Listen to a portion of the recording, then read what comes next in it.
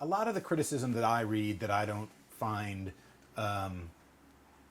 as enlightening as I'd like it to be in this day and age. It's personal, but it's only personal, and there's nothing else to it. There's a lot of that. There's a lot of that. There's a lot of that. Can you talk a little bit? That's definitely a blog era phenomenon.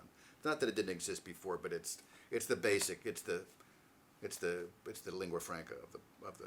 So how do you talk a little bit about how you use the personal in writing without tipping over into this phenomenon that I'm talking about? I mean, you have very personal connections to, obviously, to music. I mean, I'm thinking I reread a piece you did about Thelonious Monk back in '09 about, writing about first listening to Mysterioso and all these kinds of things. That's a good one, but I mean, that one was exceptional in that respect. Mm-hmm. If you remember, it began. You apologize. A few tales from my youth. Yeah, you apologize. Forgive me. That's how it begins. Yeah, you apologize. I don't usually do that. I did it when I did Louis Armstrong as well. I mean, when I do jazz, I feel a necessity to sort of deflate my authority a little bit. So that's the reason I began with those personal things, because I know I don't have the authority in jazz. But in any case, so what do I tell people? I've said this hundreds of times. First, figure out what records you really like. Mm-hmm.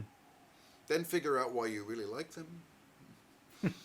Both of which are difficult things to do. Mm-hmm. Not what you should like, not why you should like it. What is it that's actually giving you pleasure about this record? As I said, I got to get that feeling in my stomach before I go to the next place. Mm-hmm. What gave you that feeling in your stomach? And then figure out a way to put that in, to explain that clearly. Now, none of that answers your question. That sounds like it's completely personal. So what's the answer?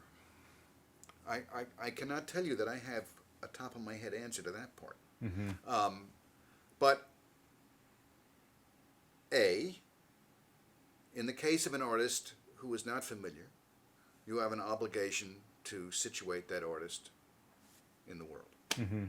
It's especially true in world music, but it's true with a lot of young bands. You want to know where they come from, how many of them there are, what they play. Mm-hmm.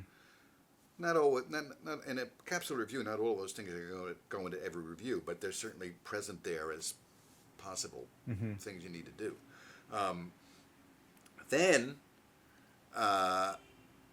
you have to find the specifics or make a generalization that applies to this particular shade of pleasure. Mm-hmm. Writing a capsule, I mean, and this could take a long time. Oh, I'm sure. Sometimes it just sort of comes to you. It does happen. One time in 15, maybe. You sit there and you wait and you listen until some detail or word or turn of phrase or joke that's new,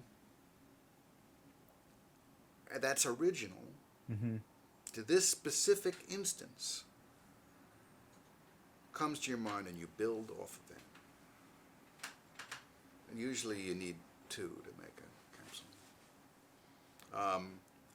And it partly comes, if you care about good writing and you've done it, and you've reviewed 13,000 records in your life, you want to try. Is that where your number is? Yeah, it's something over 13,000. You want to try not to repeat yourself. Mm-hmm. And that obliges you to find a different way to express something. And my guess is that impression you get of my objectivity is partly tied up in that need to specify. Right? Mm-hmm. You can't. Now, I do say the same things over and over again about records, but I do my damnedest to figure out different ways to say there aren't enough good songs in this record. Mm-hmm. Or to say it as fast as I can. Mm-hmm. Right?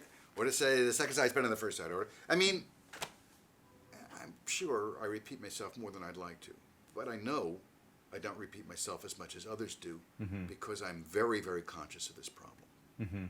And I do suspect that lends what I do a bite that's not going to be present in the usual effusion.